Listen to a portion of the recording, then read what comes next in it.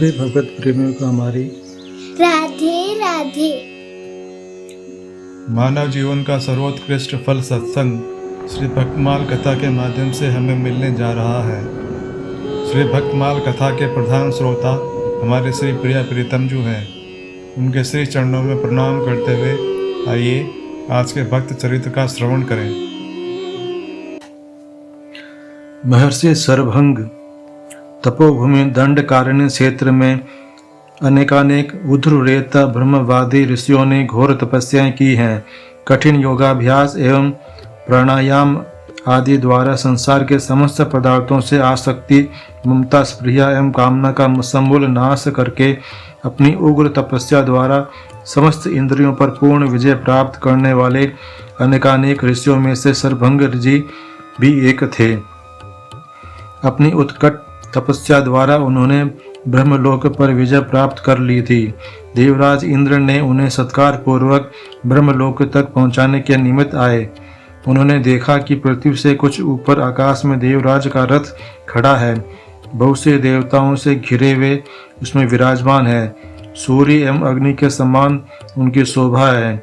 देवांगनाएं उनकी स्वर्ण दंडिका युक्त चमरों से सेवा कर रही हैं। उनके मस्तक पर श्वेत छत्र शोभायमान है। गंधर्व, सिद्ध एवं अनेक ब्रह्मर्षि उनकी अनेक उत्तमोत्तम वचनों द्वारा स्तुति कर रहे हैं। ये इनके साथ ब्रह्मलोक की यात्रा के लिए तैयार ही थे कि इन्हें पता चला कि राजीव लोचन, कौशल किशोर, श्री राघवेंद्र, रामभद्र, भ्राता लक्ष्मण एवं भगवती श्री सीता जी सहित इनके आश्रम की ओर पधार रहे हैं। जो ही भगवान श्री राम के आगमन का शुभ समाचार इनके कानों में पहुंचा, त्यों ही तपपूत अंतःकरण में भक्ति का संचार हो गया। वे मन ही मन सोचने लगे, अहो, लौकिक और वैदिक समस्त धर्मों का पालन जिन भगवान के चरण कमलों की प्राप्ति के लिए ही किया जाता है, वे ही भगवान स्वयं जब मेरे आश्रम की ओर पधार रहे हैं, तब उन्हें छोड़कर ब्रह्मलोक को जाना तो सर्वथा मूर्खता है। ब्रह्मलोक के प्रधान देवता तो मेरे यहाँ ही आ रहे हैं, तब वहाँ जाना निष्प्रयोजनीय ही है। अतः मन ही मन यह निश्चय करके तपस्या के प्रभाव से मैंने जिन जिन अक्षय लोकों पर अधिकार प्राप्त किया है, वे सब मैं भगवान के चरणों में समर्पित करता हूँ। इन्होंने देवराज इंद्र को विदा कर दिया। ऋषि सरभंग जी के अंतःकरण में प्रेम जनित विरह भाव का उदय हो गया। चित्तवत पंत रहे दिन राति। वे भगवान श्री राम की अल्प काल की प्रतीक्षा को भी युग युग के समान समझने लगे।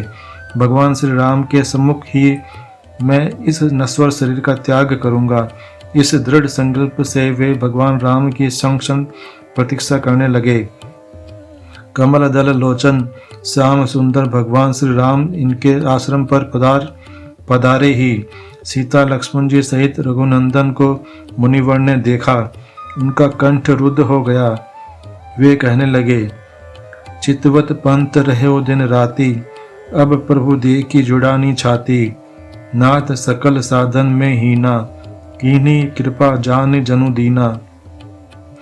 भगवान श्री राम को देखते ही प्रेम वश उनके लोचन भगवान के रूप सुधा मकरंद का साग्रह पान करने लगे।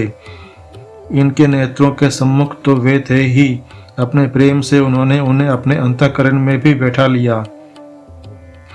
सीता अनुज समेत प्रभु, नील जलद तनु श्याम, मम हिय बसहु निरंतर, सगुन रूप श्री राम। भगवान को अपने अंतःकरण में बैठाकर मुनि योगी योगाग्नि से अपने शरीर को जलाने के लिए तत्पर हो गए। योगाग्नि ने इनके रोम, केश, चमड़ी, हड्डी, मांस और रक्त सभी को जलाकर भस्म कर डाला। अपने नश्वर शरीर को नष्ट कर वे अग्नि के समान तेजों में शरीर से उत्पन्न हुए। परम तपस्वी कुमार के रूप में वे अग्नियों, महात्मा, ऋषियों और देवताओं के भी लोकों को लांघकर दिव्य धाम को चले गए। आज के हमारे भक्त चरित्र का वर्णन इतना ही। कल हम एक नए भक्त चरित्र के साथ श्री प्रिया प्रीतम जी के समक्ष प्रस्तुत होंगे। आपको हमारी राधे राधे।